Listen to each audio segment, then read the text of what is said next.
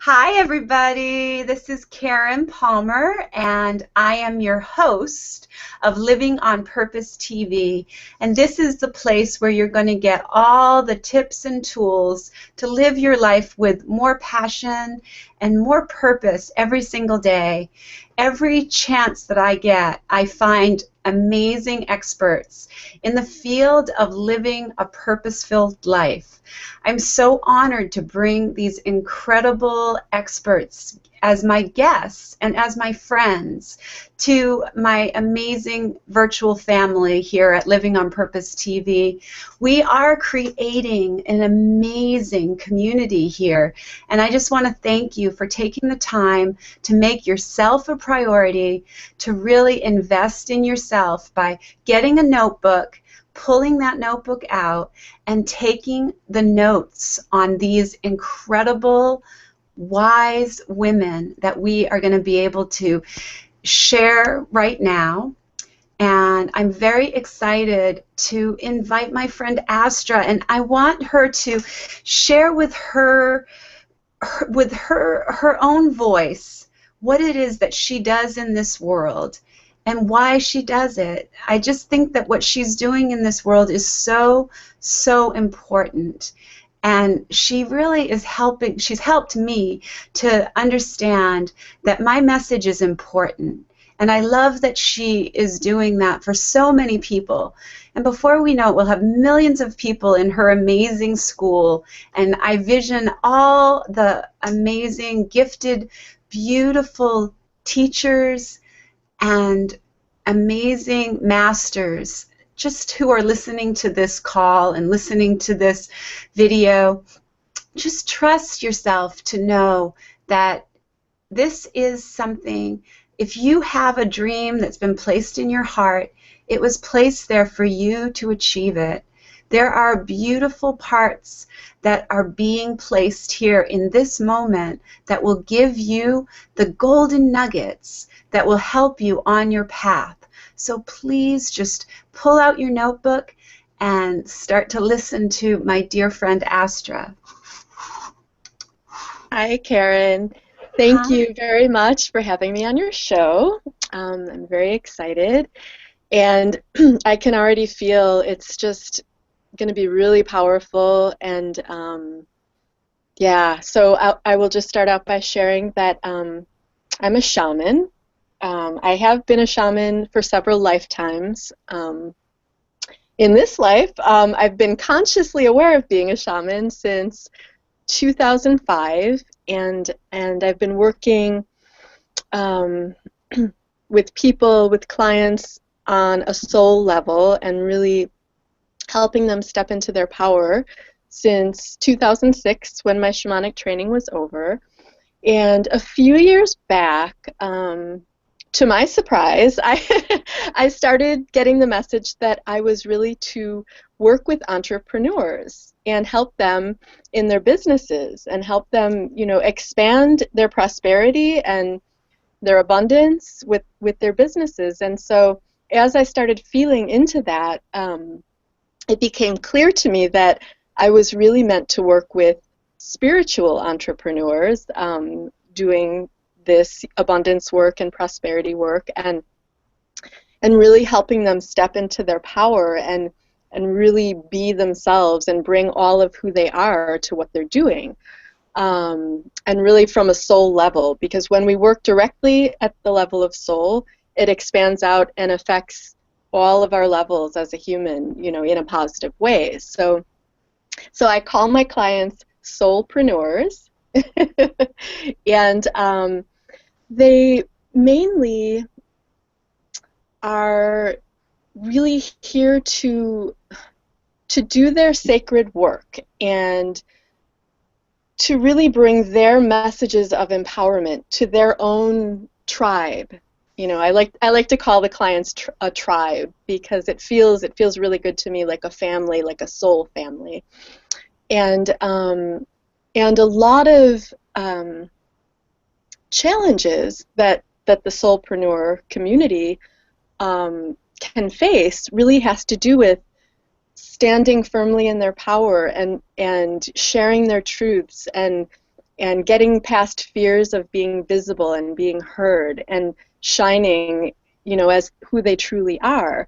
And I know that I myself, that was, a huge challenge. I was surprised to find that I actually struggled with that myself, because I've always been a pretty, well, I would say a unique person, and I never thought that I wasn't conscious of being afraid of showing the world who I was until I really started getting deeper into the empowerment work and realizing, oh, wow, I've been hiding in these ways that really, I found shocking. So as I travel deeper and deeper into the empowerment work, I start to see patterns and reasons why specific fears have been here, specifically for us entrepreneurs who are spiritual and, really are ready to start blending the business side of themselves with their really deep spiritual gifts and the sacred reasons why they're here doing the work.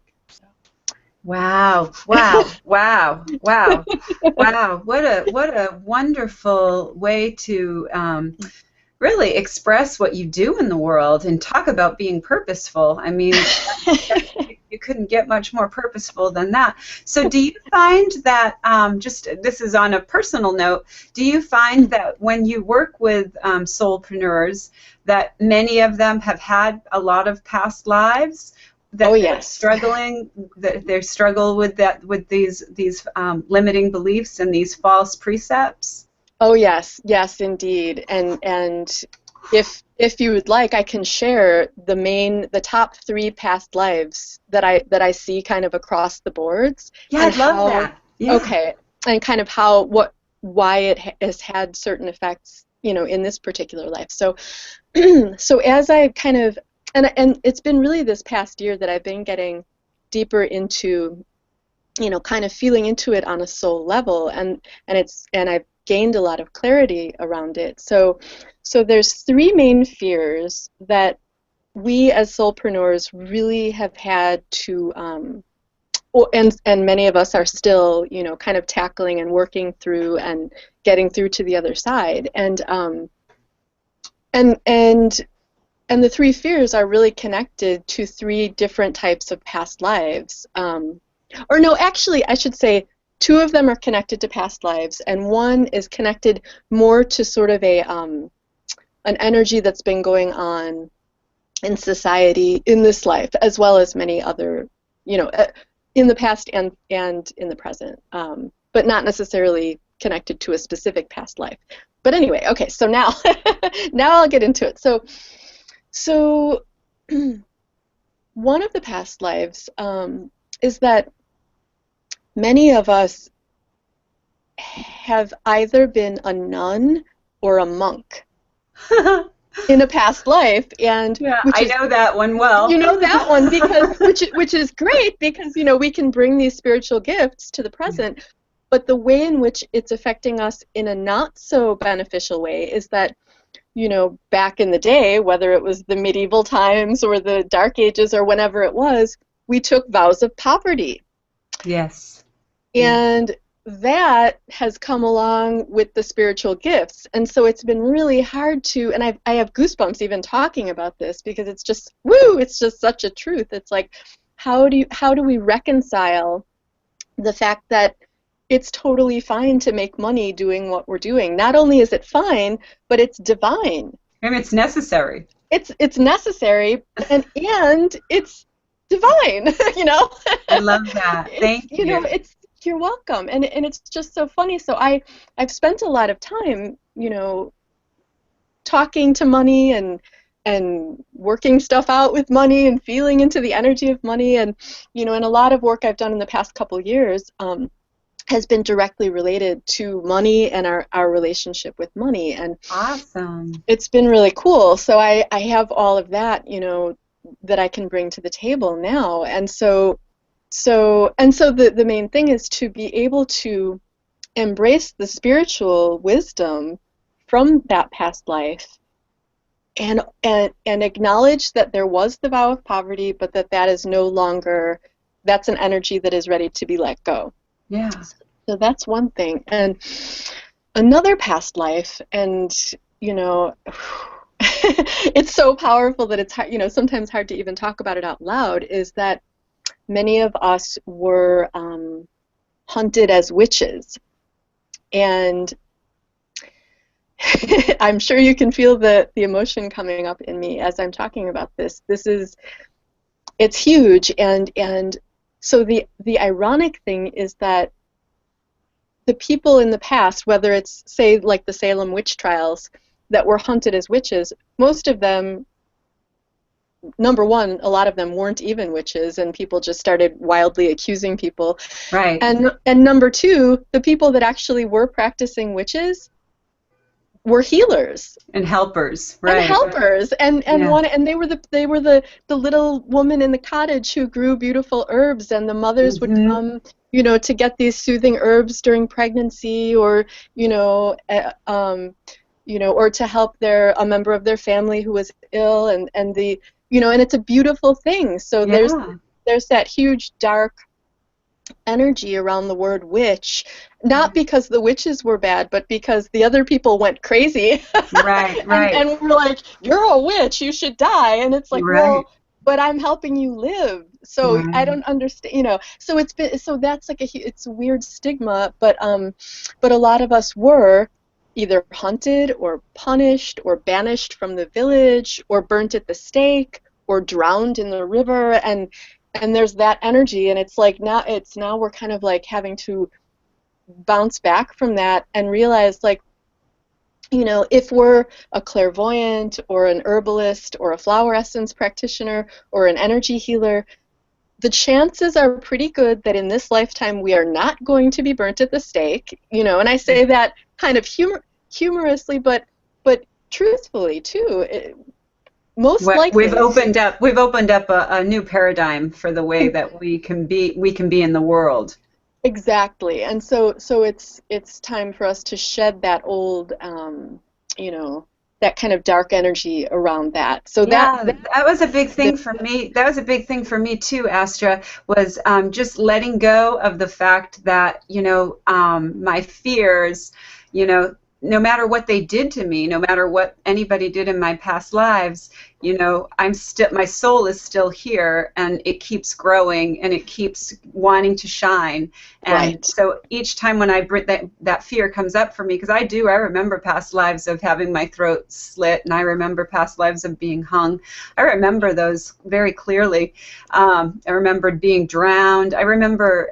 But all of those have been blessings to me, to be able to see those lives and know Yeah. that I can totally come through anything, and Yeah. that the wisdom and the all that I need is inside of me.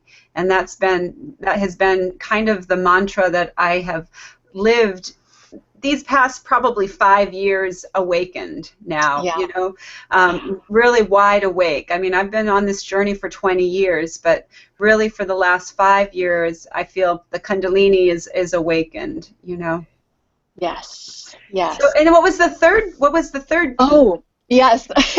So this is the one it's not necessarily related to a specific past life, but it's an energy that's been kind of permeating for the past several decades, and it really has to do with sharing our truth and being messengers in the world. And the kind of dark cloud that can hang over that can cause us to have some fears around that, is when we tap into the energy of being a messenger, whether consciously or not, we have this knowledge that the really famous and major messengers in the world, more often than not, have been assassinated Yeah.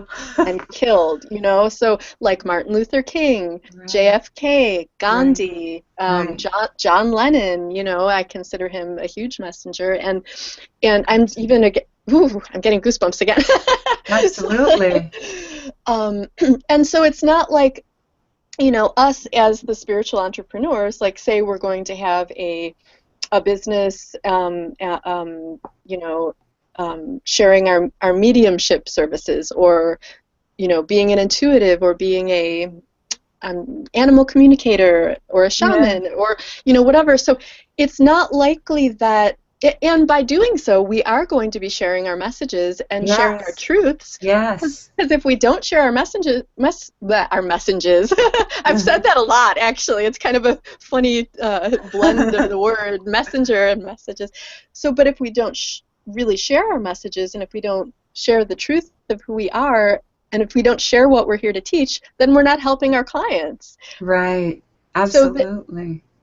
so again, in this lifetime, doing what we do, it's highly unlikely that we're going to be assassinated for it, but it's like this permeating, kind of jittery feeling that like, ooh, if I peek out of the closet and say, hello, I talk to animals, or whatever it is we do, Yeah. Yeah. that people are going to be like waiting with rifles and like, Right. I mean, Yeah. it sounds funny, but it's like No, I something that, agree. No, I you know, totally 100% agree.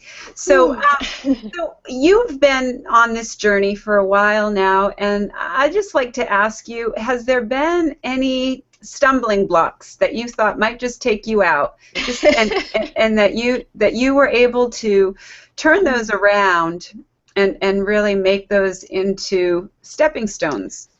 I mean, we all struggle, every one of us. The only difference between somebody who's successful and somebody who doesn't succeed is that they keep getting up, right? Right. And so So, let's just get into that a little bit. yes, I would have to say that really it wasn't kind of like one stumbling block, but it's been sort of a series of, hmm, I'm going to call them stepping stones because in the long run, it's really all positive. So, but it's sort of like along the way as I followed my guidance, my inner guidance, and stepped into, um, you know, really saying a conscious yes to working with entrepreneurs instead of just sort of a general shamanic practice where someone just came and they got their healing and that's it, and but really bringing it more of a purpose to it. You know, in and of itself was a little scary because I was like, how can I be a business coach? Like, I don't know how to be a business coach, and yet my soul was saying, well, yes, you do, because you've had all this experience as a spiritual business owner. And so I had to really like, kind Tap of, into that. yeah, hold on to my hat and go, okay, here we go. And so Mhm. here's what's coming through as what's been kind of the biggest stumbling block and my greatest teacher, all wrapped up in one, because that's how it works. Is that back in the day when I was kind of arguing with myself and saying how can I be a business coach, I started to, as we do, I started to Google online, spiritual business coach, and just started kind of getting to know some of the people who are already working in the industry, and reading their blog posts and subscribing to their newsletters. And I found some really amazing people, and but it kind of started to get overwhelming. Well, not kind of, it did start to get overwhelming because there were so many people doing so many great things. And Right. suddenly I found my email inbox full of like a billion emails a day. And I was like, ooh, and I'm learning this tool from that person and this tool from that person. And until I was so wrapped up in other people's tools that I was not even in touch with my own soul at all. Right. Now, the weird and ironic thing about that is that I was still, even not fully being connected to my soul, I was still able to help my clients bring more abundance into their businesses. And yet at the same time, I was only attracting a small handful of clients. And I know it's because those were the people who could actually see through all the weird stuff that I was that I was holding on to. Right. And luckily, thank goodness they kind of swam their way through all the muck I was holding on to, and and little by little, especially since the end of 2003, I've been like releasing the need to look outside myself for, like you said, I have all the wisdom I need inside me, and I have always known that, but it's been more of a, like, I allowed myself to kind of become enshrouded in all of these other people's ideas of what I should do and how I should do it. Right. And not Right. just me, but everybody, you know, and right. Right. So, and I think a lot of us have been going through this, like, kind of like bit by bit, kind of like pulling off these layers of other people's Yeah, stuff. one of the things that really resonated for me was, and what really became powerful for me was, I don't need external validation or approval anymore. Yeah, yeah, All the internal validation and approval has made me who I am today. And yes, if I can just stay focused on listening to that, and if I can just stay focused in my true intuitive energy, and make time for myself so that I am quiet enough so I can hear it. right, right. That, yes, take time and make time. And make that's why I did this show. This is my gift to the universe. This is my gift, because I know that people like you, and when people like you and I get together and we start to uncover the myths, and we Yeah. start to pull back the curtain and show all the secrets. So that's awesome. I would love to hear some of your action steps for people who are So, listening right now, that are yes. like sitting on the edge of their seat with their pen and paper and are saying, Astra, what would I do next? Okay. Yes, thank you. And it's okay. So I don't know why I'm being guided to say that once you start getting into this, it's actually a lot more fun than you would think. You know, Yeah. and when we hold ourselves back, we think it's going to be scary and bad and Yeah. weird and icky. But once you kind of just get right into it, it's like, ooh, this is fun. I'm conquering things. And I'm, you kind of feel like a dolphin swimming in new water, or a mermaid, or you just feel like you're just letting go of all the skin, and letting go of all the things that you feel haven't served you for all these years, and I just feel like there's this beautiful, kind of like a cocoon or a butterfly, just ready to spread the wings. Absolutely. So the first thing, and it was a promise I made to myself as I was coming out of the cocoon, and really, you know, realizing that my inner guidance was my most powerful business coach. Um, Yes.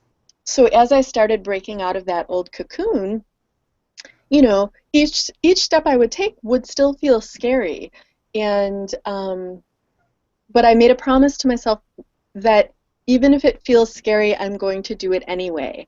And then I would take that step, whether it was a tiny step or a big step, or like a baby step would be like, I'm going to, this idea for a blog post has come to me. It feels scary to share my truth, but I'm going to do it anyway. So that's kind of a baby step. Hmm. A big one, a huge giant step for me was at the very end of last year. I realized that it was really time for me to, and I know I've talked about this with you before, about it was time for me to start making videos for my business at the time. And I had all these excuses in place as to why it Why? wasn't the right time. I'm not going to do video because, my hair, I need a haircut. It looks weird. It's growing. It's not short or long, and it's just kind of floppy. And it's like, or I have a chipped tooth, which I do, a big chip, and which I actually kind of like. But that was like, oh, but I can't be on video with that, and just things I told myself in my head. So when I Hmm. realized, like, wow, and a good friend of mine who's actually a business coach, he said, you're just making excuses. And I was like, you're right, I know, and it was like, okay.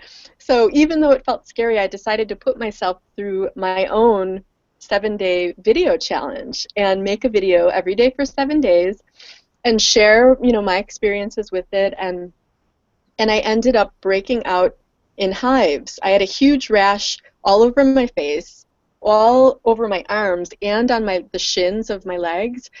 And I know that it was that old fear energy of being visible was like I was literally shedding that old skin. So talk about Uh-huh. breaking out of the cocoon. It was like, wow. Yeah.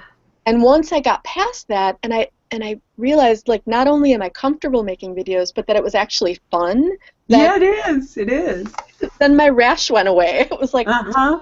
I know so it's really fun. It's learning this whole technique and this whole technology was scared the hell out of me. But when I first started doing it, I was like, I'm never going to be able to get this. I'm just going to have people do it for me, and I'll just, they can do the back end. And then that's when I ended up, having people take advantage of me. That I was, because I feel the universe was giving me the opportunity to really step back into my own truth, that I can do this, that I can do all of this. And yes.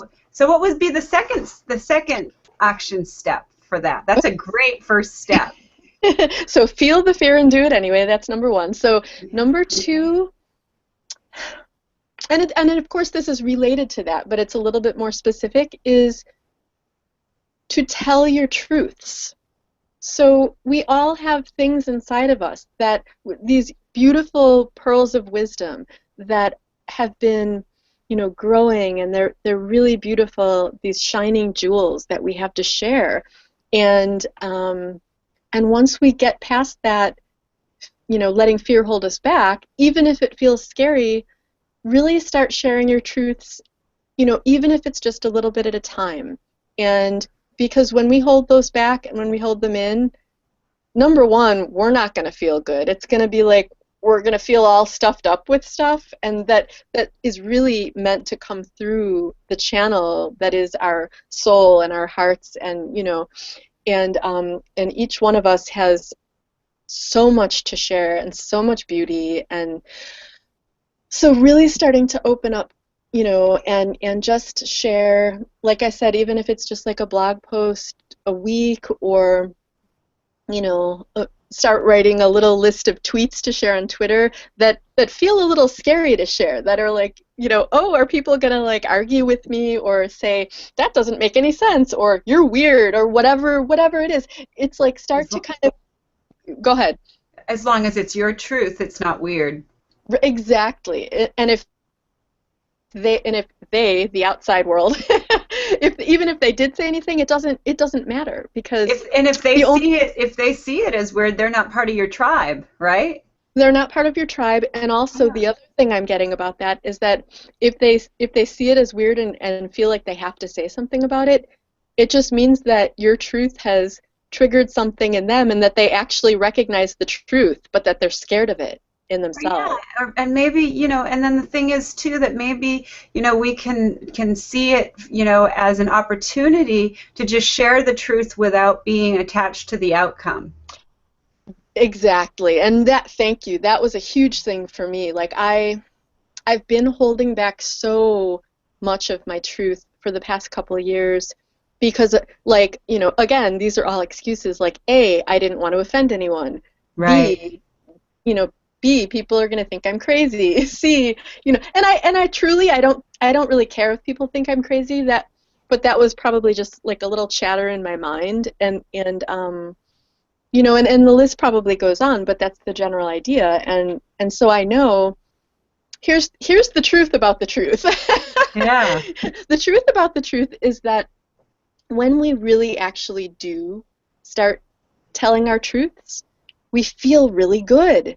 Yeah, we do. It's like, oh, I like this. And you feel like a wholeness and a kind of an abundant fullness, and you feel more alive and more connected to yourself and more connected to the people that you're here to be connected with. And by telling our truths, that is like a huge tool to start getting things in motion for more prosperity in your business as well. Because people are Right. going to be like moths to a flame, but they Right. can't, if they don't see the flame, they're not going to fly towards it, right? So, Right. so Yeah. to shine your truth in the world is step number 2. And let's see, I know I wrote my little notes. Oh yeah, this is a biggie.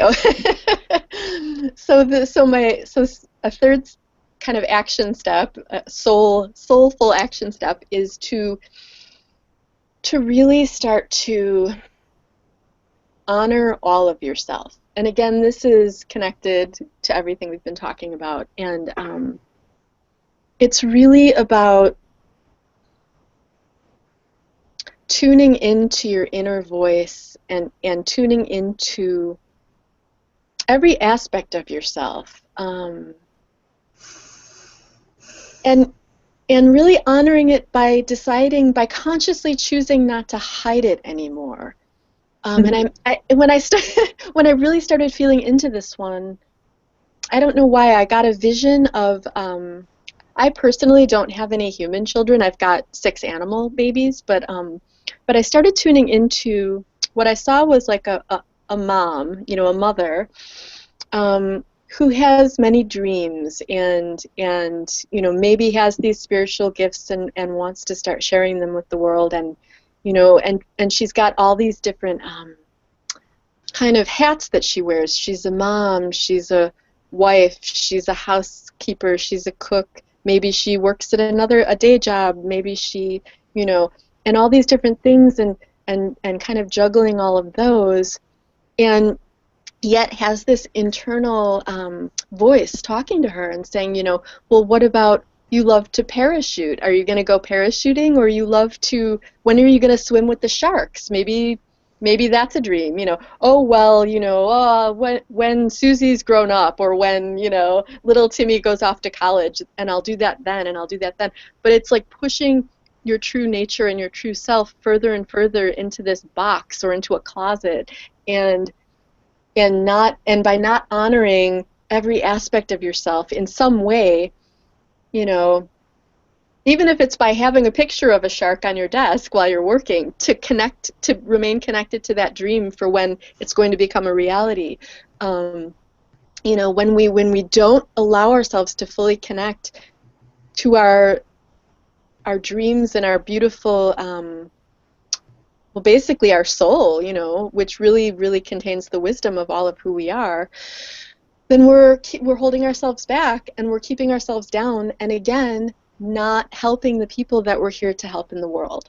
Right. So by honoring in some way, even if it's in baby steps, every aspect of who you are and all of your dreams and all of your gifts, and standing in your power with it, and discontinuing the action of trying to push it away or push it into a box, standing firmly in your power with it.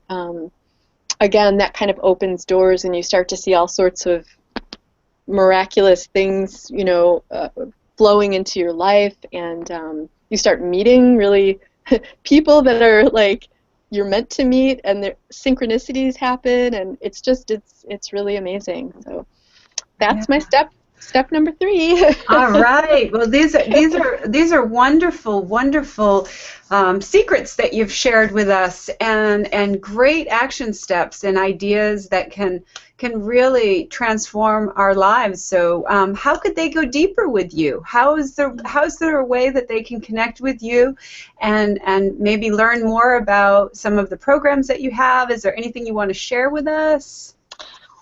Well, yes. So my new business, and it's very new. It came out of stepping even more deeply into my own power. Because I've been working with messengers since the beginning of this year. More specifically, because it went from spiritual entrepreneurs to more specifically to messengers, and now deeper into this kind of like really powerful. I called it the witchy woo-woos of Earth,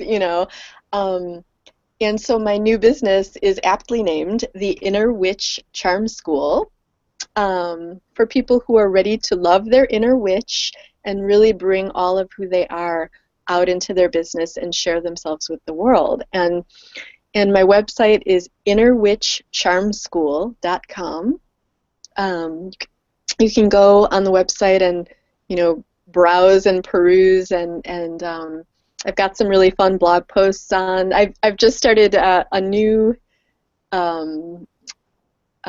aspect of my blog where I interview power animals, and I just wrote my first one last night where I interviewed Pelican about the aspect of forgiveness. So, and it was Beautiful. I know, it just was like, oh, because last week St. Francis of Assisi came to me, and said, you must do your work with the animals. Don't forget about the animals. And I was like, oh. So so this is the result of that so far.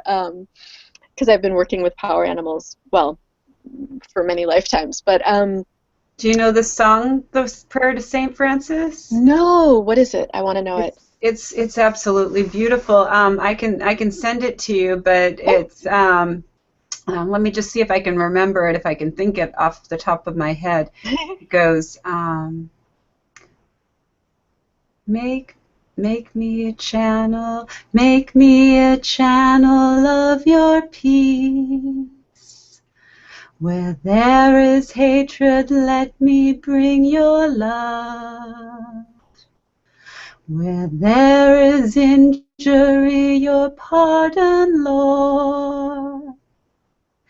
And where there's doubt, true faith in you. O Master, grant that I may never seek so much to be consoled as to console, to be understood as to understand, to be loved as to love with all my soul.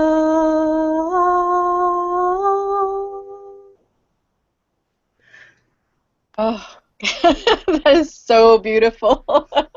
That's the Prayer to St. Francis. And you know what's interesting about the Prayer to St. Francis is, what was interesting for me about the Prayer to St. Francis was when I started getting into Kundalini Yoga and singing mantras, I started hearing from, I was raised Roman Catholic, and that I was chanting to the devil, and that I needed to never say those mantras out loud.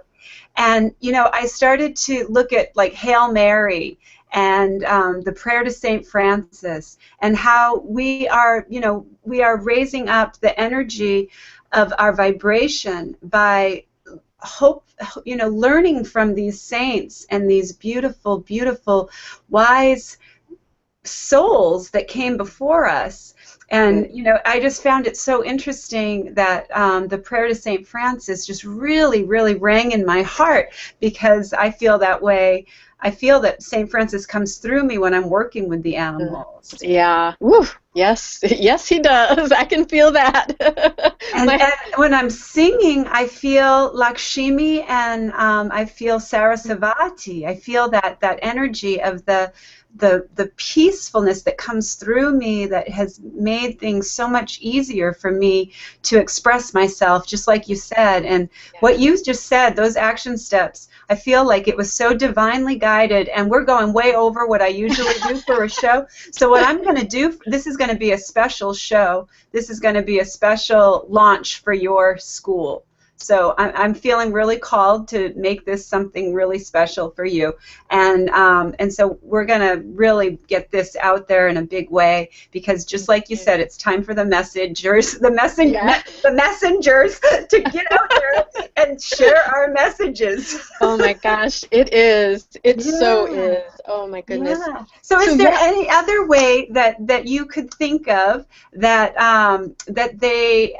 other ways that they can reach out to you, or any other? Do you have a blog on the website? Yes. So what is the exact website? The exact website is innerwitchcharmschool.com. Awesome. And I was going to mention too, so the blog is on there. You can read my interview with Pelican, and there will be more power animals coming through. And I was going to mention too that to read about the school for the soulpreneurs, you would click on the link on the website that just says join the school, and it has all the information there about it. And anyone, if you have any questions about it, you can email me. I've got my humble Gmail account. It's the innerwitchcharmschool@gmail.com. And are there any free gifts or any things that they can just sign up for? Yes, currently I have a free gift up there. It's called the Soulpreneur Success Kit. And when you sign up, it's got some a meditation and a podcast and an exercise that you can do. So it's sort of like a little buffet table of fun things. And pretty soon, I'm not sure whether in December or January, because I'm re-editing a really long ebook that I have. Pretty soon I'm going to have that ready and up there as a gift as well. So people can just kind of look out for that. And that's about, actually, it's about being visible and really stepping into your power as a soulpreneur. It's called Victorious Visibility. Wow, I love it. Oh, that's awesome. So I'm it's already written, but it needs a bunch of editing. So I'm working on that. Yeah, and so exciting. Yeah. So as we close, is there anything that you would like to share as a closing statement? Something that you'd like to just say as we say goodbye to these wonderful people who've been listening to us? Yes. Okay, I'm really connecting in with my soul here. And what I'm getting is just be all of who you are. Be all of who you are. Start to awaken and enliven every aspect of you. And when you do this, you're just happy and free. And that, and that's empowerment. That's empowerment. And I think I want to invite you and me and everyone to take 3 deep breaths in through the nose and out through the mouth.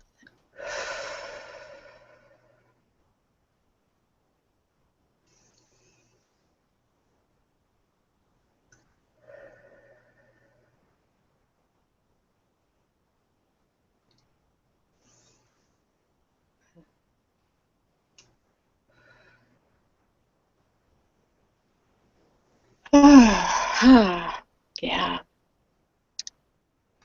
Thank you so much. Wow, that was really amazing. Thank you so much. So now I'm just going to say this is where we're going to close here, but this is just the beginning. We just opened a door here. Everybody who's listening, please know that Astra and I are here for you. If any questions that you have that come up, my website is itsalldivine.org. And you can reach me there, and you can read my blog, and you can connect with me. You can get a free meditation that's letting go of limiting beliefs and letting go of self-sabotage, which is something that was a big struggle for me. And just want to just say to you, enjoy every moment, be present with every person, and just allow yourself to shine in the world so others feel comfortable shining also, but never dim your light to make somebody else feel more comfortable. Amen to that. And we usually close with namaste, which means I see the light in you and you see the light in me. Namaste. Thank you.